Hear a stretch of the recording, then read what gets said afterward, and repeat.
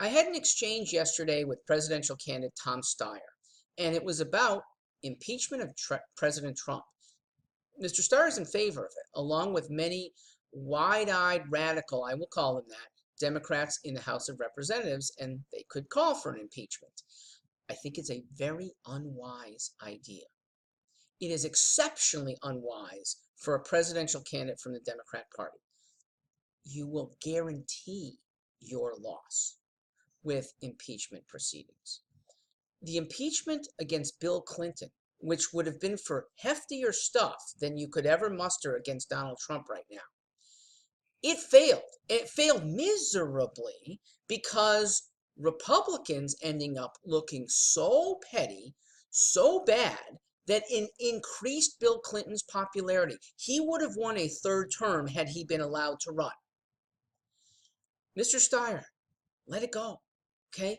You can have a president who lasts 4 years and doesn't do tremendous damage, okay? So far, we're hanging in there, and be done with it. Or you could prescribe impeachment proceedings that bring out a ferocious Republican base and an independent set of people who hadn't allied themselves with Trump. But what you end up with is allying themselves in favor of the Constitution. And the Constitution wants impeachment only for high crimes and misdeeds, bribery, treason. Now, misdeeds, I know that's a fuzzy word. They use the term misdemeanors in the Constitution, but that was not an illegal offense back then. It was called a misdemeanor for misdeeds in your office. Maybe not illegal. We know of misdeeds outside of office by one Donald John Trump. Within the office of the presidency, there is nothing that is impeachable. And when your radical progressives want to, I think, traduce the Constitution, you end up with many mainstream people saying, I don't want them in power. And I'd be one of them. It's also politically stupid.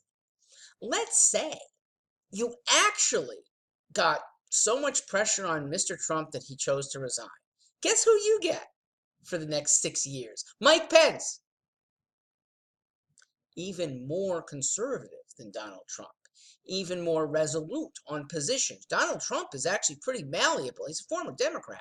Mike Pence, not so. What are you guys thinking? Let it go. Put good candidates in front of the American people, good in their own right. Trump speaks for himself. And basically, a normal Democrat candidate is going to beat him in 2020. Mr. Steyer might just well be one of them. I'll address that in the next video. Thank you. Have a good week.